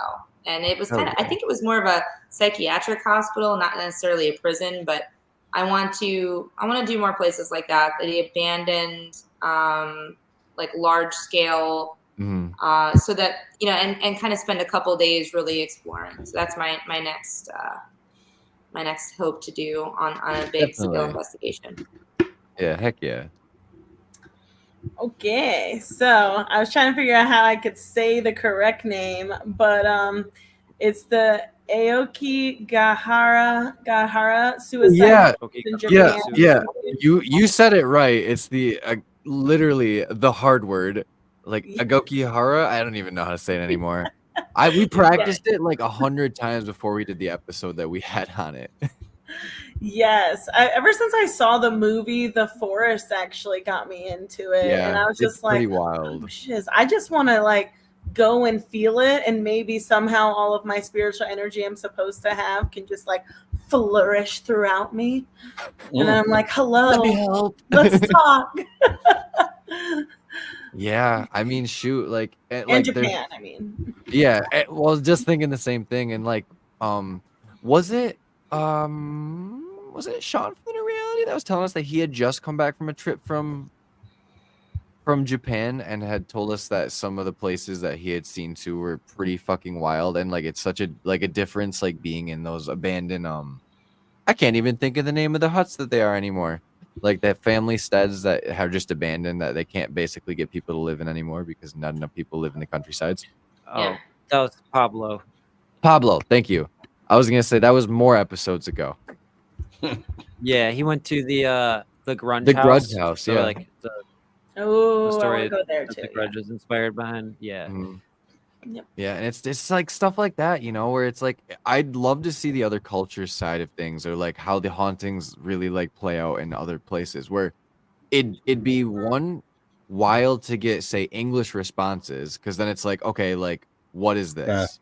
I love that. Why is this happening? Like, this shouldn't be happening, especially if this is a native, like, Japanese speaking region, where it's like, this doesn't make a single bit of sense to me. Yeah, unless they were English speaking when they died. That's also true. But then again, if you like get like responses where it's like, my name was like you know, like Eno or something, and then you find like the name like in the lineage is there, and it's like, why do you speak fluent English? Like, what is this? Have you came across that in Florida? Because Florida was like a melting pot for centuries for people to come through. Like, have you come across like French and like? We get a lot of Spanish, actually. We get a lot of Spanish. Yeah, we get a lot of Spanish. It makes sense though. There's one place I did where we weren't getting nothing, and I asked someone, I go, "Do you speak another language?" And she said German. I started speaking German, and the portal started going apeshit. We caught German as well through the spirit box. We've had German words. But we've had, like down here, there's a French. It's like an island French, Creole. Yeah, yep. Yeah. We did a place in what's called Little Haiti, and we had to bring someone in just speak Creole just to see if we can get anything, just to cover our bases. And did it? No, we didn't get much there, but it actually was the first Cuban consulate in the U.S. But like on top of like not much happening, it's like, look at the places we get to go to.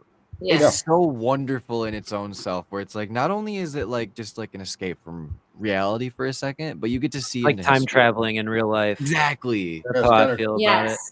Yeah, the places we do, I mean, the staff that we do, the historic locations, they do a great job maintaining the time era. Yeah. And it's kind of fun to step back.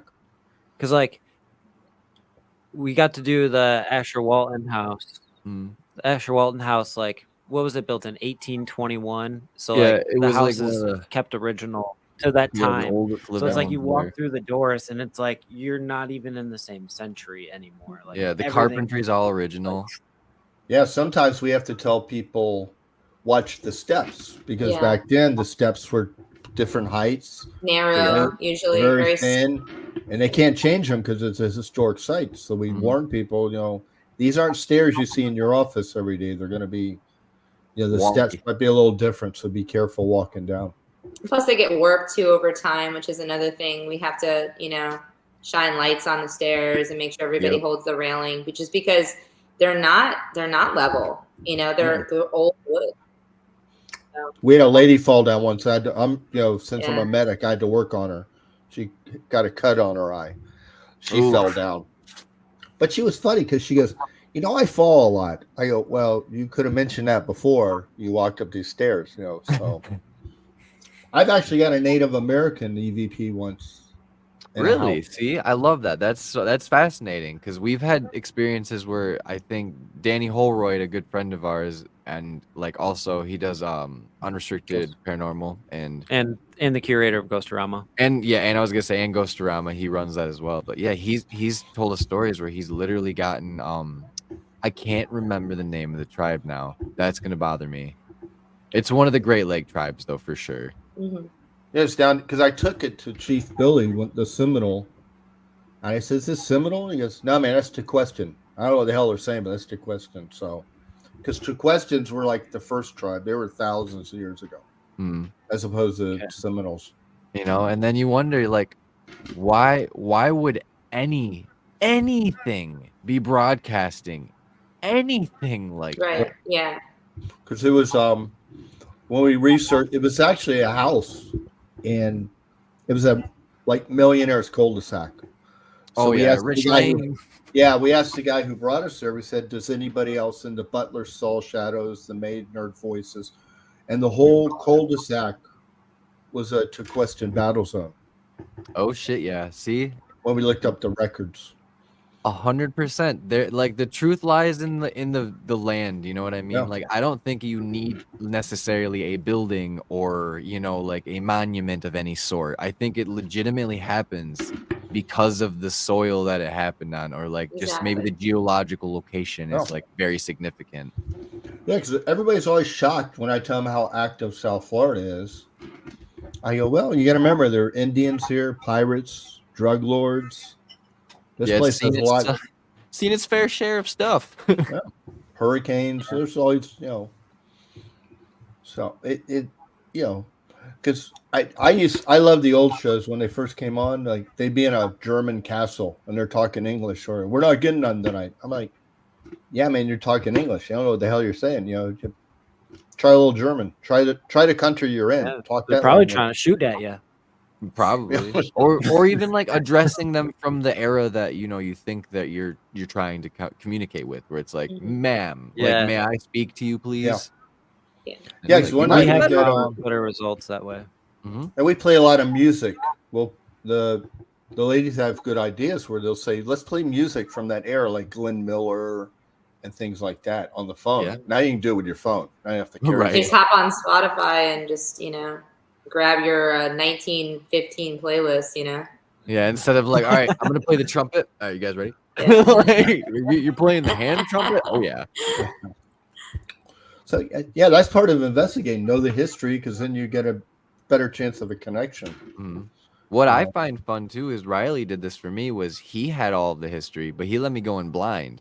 So at least one of us had, like the full backstory and the full knowledge of what we're looking for. But then we didn't. So when we would get these responses, we'd be like, "Huh, that's interesting." Riley would be like, "Oh, by the way, like this correlates," and it's like, "Well, Jesus, man, like that's nuts."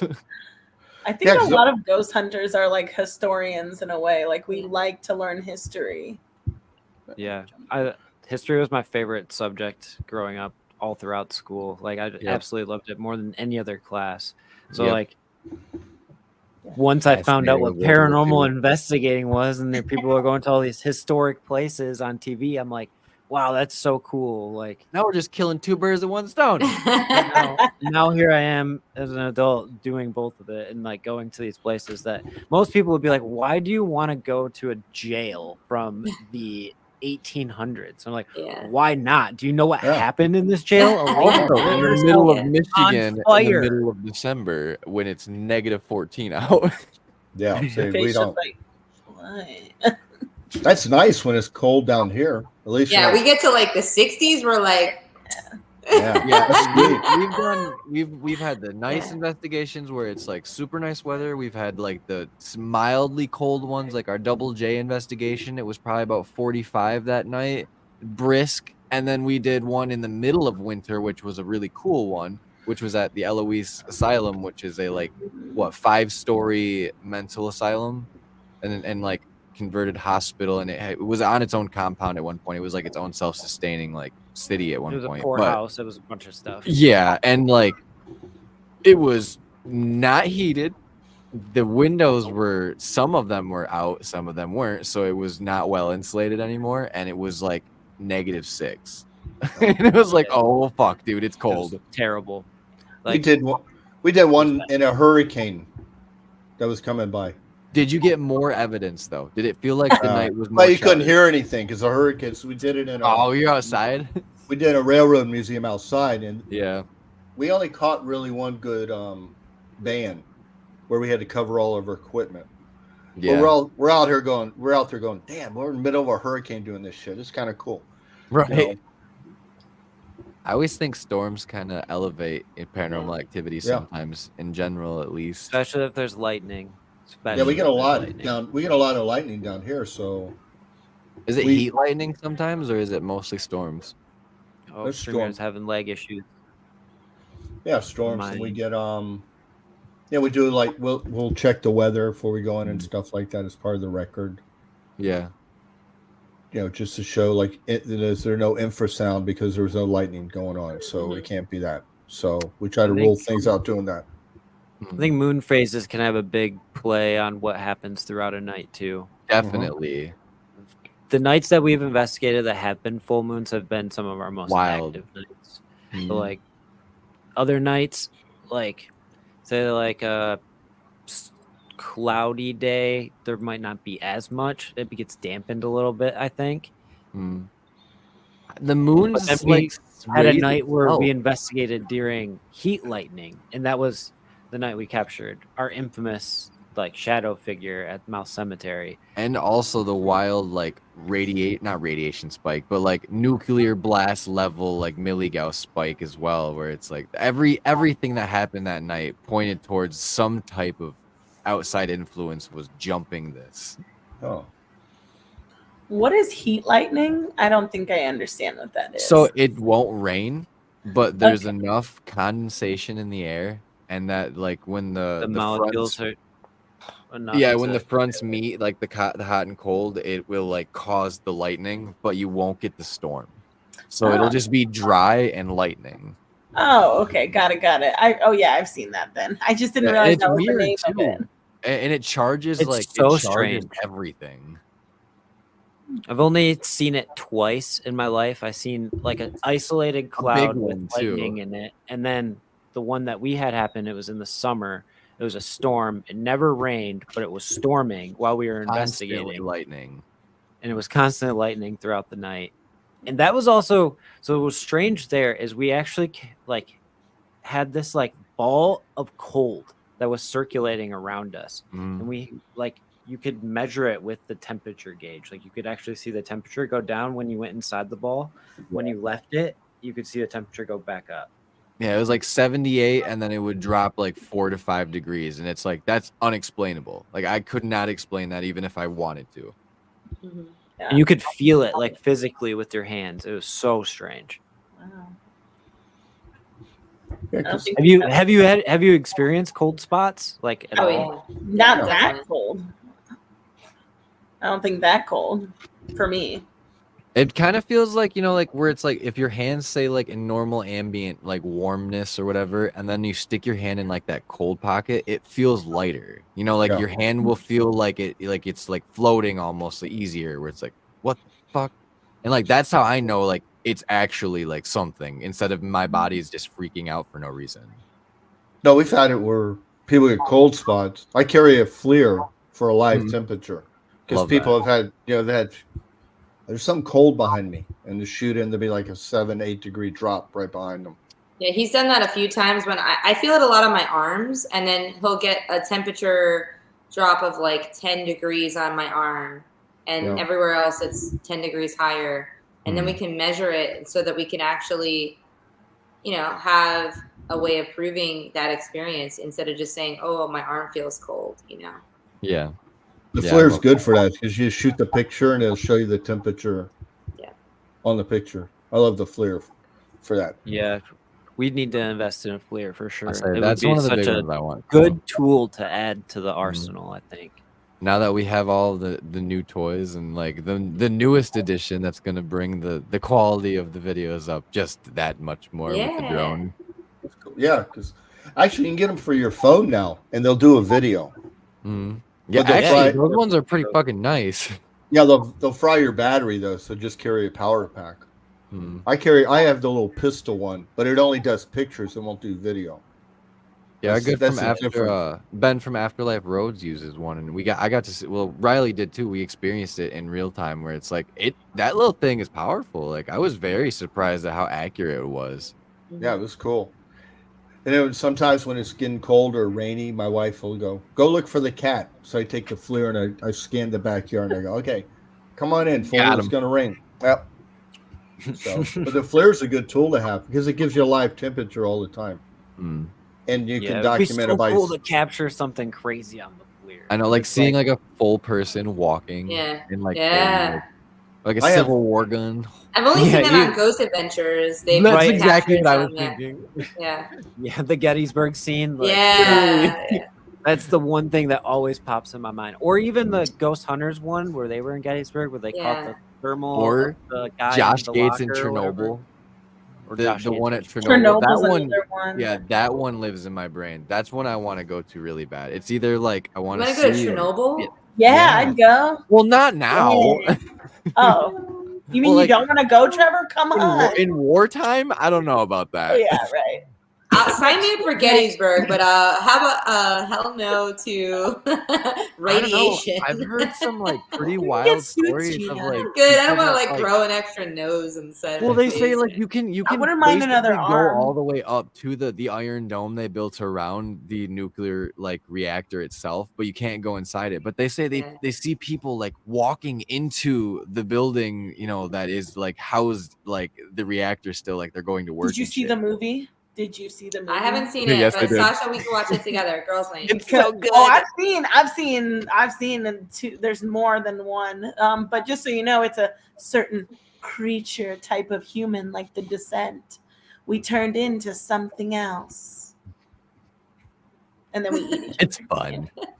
It's all cannibalism. This girl, literally, I send her like a horror movie list, and she's like, "I've seen everything except for 2." I'm like, "There's this list has 35 movies on it." She's like, "I've seen all of them except for 2."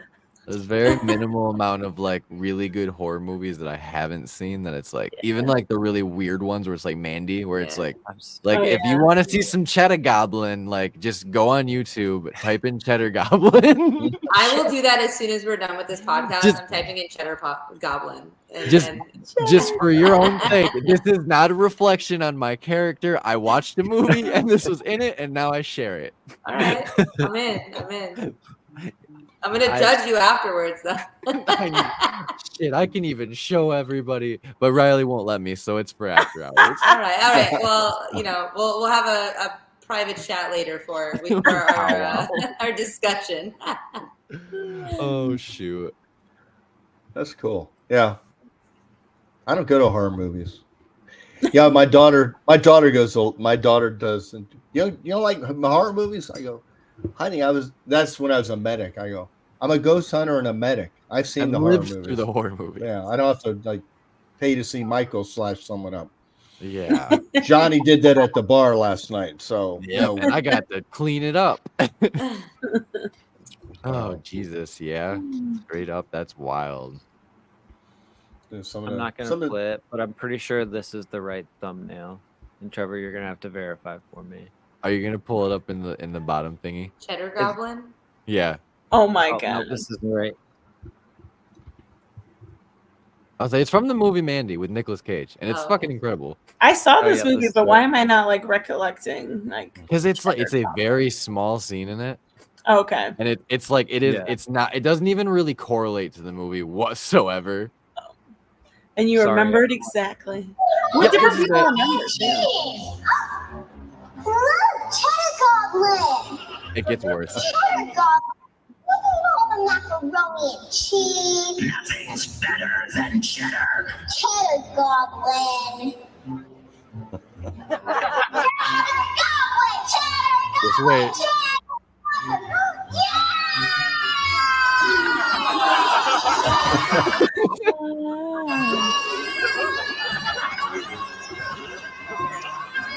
Oh wow. Cheddar Goblin by Devane has 60% more cheese than the next leading brand. Kids and goblins taste the best. That's why Cheddar Goblin was rated #1 3 years in a row. So they ripped Gremlins. and Kraft, yeah. Yeah, they ripped Kraft and Gremlins. So they weren't really original in that sense, but I love the energy. I love the Cheddar Goblin. The macaroni vomiting. Like a school better than cheddar. It's like a school lunch. Yeah. Exactly, Tim. Yes. Yep. Yeah. That was one of the wildest things I've ever seen in a horror movie. And I said, okay, like we've. But have you seen the Terrifier? Because that was Terrifier is wild. It's a different kind of wild. Wilding. Oh my Lanta! Funny. You guys are seriously the best. Yeah. Well, we have reached the 2-hour mark, so we will thank you again for keep you locked up. Communicate with us. We'll have to run it back down the line and learn about your new experiences, what's been happening, and where you've investigated. Do you have any events for all of our people in Florida? Do you have any events coming up that they could attend and meet you and investigate with you? Absolutely. We do have one coming up where we actually have not announced it yet on Instagram, but we are going to be dropping it real soon. We are going to be doing a paranormal investigation at the History Fort Lauderdale Museum. It's going to be on May 18th, which is a Saturday. And you guys can join us from 7 to 10 p.m. if you're in the area. And we're going to explore 3 different buildings on the property, which is the New River Inn, which is the oldest hotel in Fort Lauderdale, the King Cromartie House, a very haunted homestead, and the old school replica house, which was modeled after the original schoolhouse in Fort Lauderdale, built to the original specs after it was blown down by a hurricane. It's very, very haunted. And we'll be doing that investigation. You don't need to bring any tools unless you want to, because we have a ton, thanks to Tim. And you can explore all these buildings with us. We'll be doing lots of different investigation and experiments, and it's a great time. So please join us if you're in the South Florida area. Hell yeah. It's a fundraiser for the museum. So of course. Hey, it's a great cause too. Catch some ghosties, get your booties in there. Yeah, for sure. It's a fun place. If you don't know how to find them, don't worry, guys. I hooked you up. Links are down in the description, as always. And while you're going down there, if you could subscribe, the button probably highlighted when I said that, because that's a YouTube thing and it's pretty cool. It helps us. We're on our way to 600 subscribers. We're almost there. We could be there right now. I don't know. I haven't checked. So if we are, congratulations to us. But if not, we're almost there. Congratulations. Thanks, guys. You did great. Thank you so It was much fun. for having us. Yes. Yeah, and of course. With all that being said, folks, remember to keep your ears and eyes open for really goes bump in the night. Peace. Woo woo. I love you guys. Cool.